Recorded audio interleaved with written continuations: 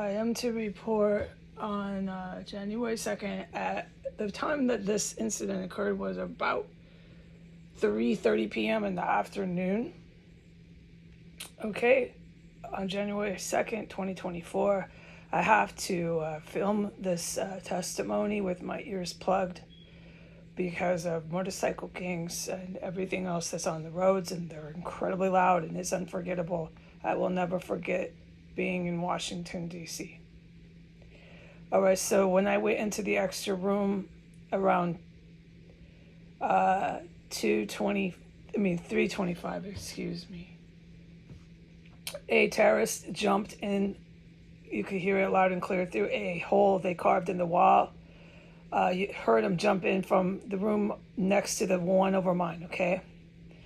It barefoot then went racing down the hallway and then barefoot went into the room over mine. At that point, there was a terrorist tiptoeing over my head once it had entered and run all over the place. Then it went down the stairs. So it's stalking me. We know that they do this when I go in there. This is clearly what I am saying. It's stalking me. And it then began to talk outside of my bedroom door. It was the female terrorist talking really loud, standing there talking to the cat once again. All right. Now I had to wait a long time to report this, and I don't often report anymore anything I witness. Like, this is a drop in the bucket to what I witness in here. And I know what I am witnessing in here. So the female terrorist then went down the stairs. At that point, when the terrorist was on floor 1, I was green lighted, open the door and stand there and get a visual of her going to the kitchen. That's what I did in the dark terrace. I cannot describe or talk about anything else I witnessed in this place. Anything except what I am talking about. Witnessing is witnessing, and this is all I'm allowed to say of what I witnessed.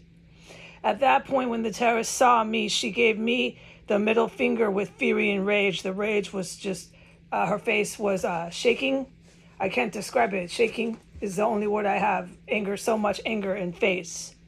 And if thrusting hard as possible, up and out, like you're flipping off the sky, but I was above, so she's flipping me off and giving me the big F you with her middle finger as she stomped at that point once she saw me like a monster. Boom, boom, boom, to the kitchen. And I cannot describe or say anything else I have witnessed in this terrorist cell other than this event.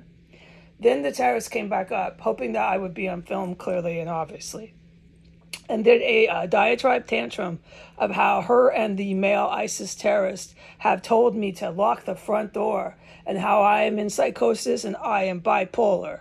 It's recited every time in the hopes that I was filming the terrorist, and also how horrible it is to live with me. And then it stood there for a minute reciting its lines outside of my door, shouting and yelling at the top of its lungs, the female terrorist.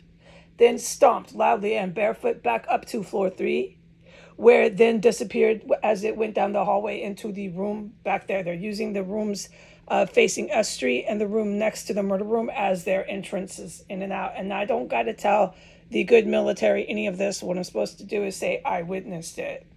Okay, so it's clear as day that the terrorists here are still doing everything they possibly can. As I have reported, they are still doing it to go on the internet, to go onto YouTube. All right, but by the way, I'm not allowed to film them. No, I'm only allowed to report what I witnessed. Goodbye.